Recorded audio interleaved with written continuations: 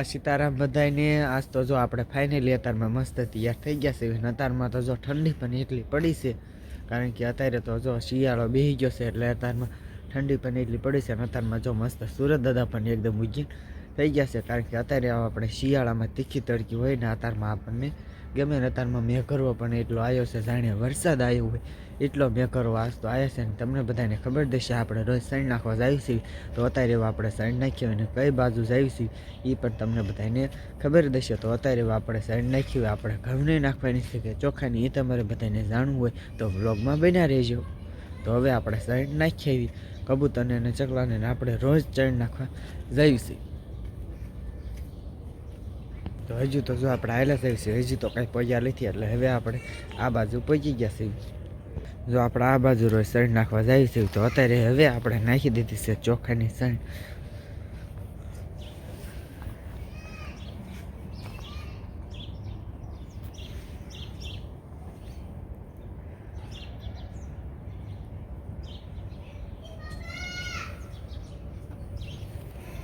ચોખાની ચણ નાખી દીધી છે.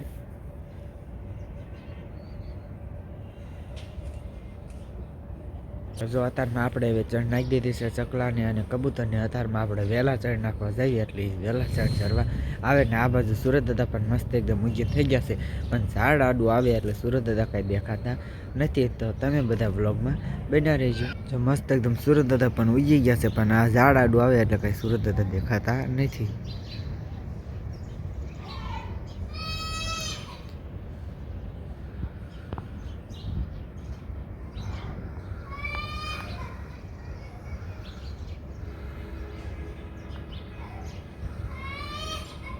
અત્યારમાં જો આપણે સણ કબૂતરને અને ચકલાને નાખી દીધી છે. હવે આપણે ઘર બાજુ હાલતા પણ બહુ પડે, કારણ કે અત્યારમાં તો જો ઠંડી શિયાળો બેસી ગયો છે એટલે અત્યારમાં ઠંડી એટલી પડી છે, કારણ કે અત્યારે આપણે ઠંડી પણ એટલી વાય છે. અને અત્યારમાં જો મેઘરવો પણ એટલો આવ્યો છે, કારણ કે અત્યારમાં મેઘરવો જાણે વરસાદ આવ્યો હોય એટલો મેઘરવો આવ્યો છે. ને હવે આપણે ઘર બાજુ થઈ જવી હાલતા. હવે આપણે કબૂતરને અને ચકલાને ચણ નાખી દીધી છે.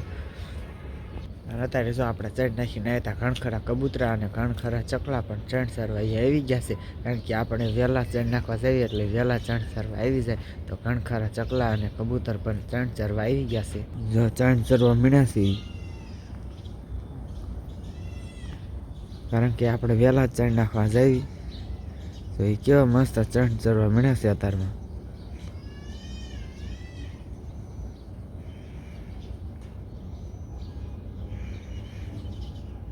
અને અત્યારમાં તો જો કણખરા ચકલા અને કબૂતર પણ મળ્યા છે સણ સરવા. આપણે ચણ નાખીને આવ્યા એટલે તરત જ સણ સરવા આવતા રહેશો. તો તમારે બધાને જોવો હોય કબૂતરને અને ચકલા તો વ્લોગમાં બન્યા રહેજો.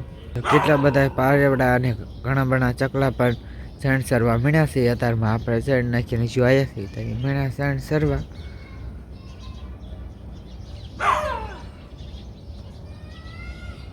તો હવે આપણે ઘર બાજુ થઈ જાય હાલતા. અત્યારમાં આપણે કબૂતરને અને ચકલાને ચણ પણ નાખી દીધી છે. પાછું આપણે આ આવી ગયું છે ઝાડ.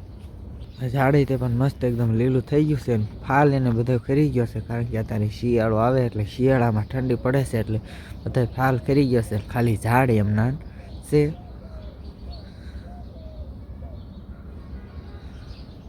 તો અવતારમાં આપણે ગા માતાને રોટલી દઈ દેવી. તમને બધાને ખબર થશે આપણે રોજ રોટલી દેવા જઈએ એટલે અત્યારમાં આપણે રોટલી દઈ દેવી. તો આપણે રોટલી ખવારી દીધી છે ગાય માતાને. હવે આપણે રોટલી ખવારી દીધી ગાય માતાને.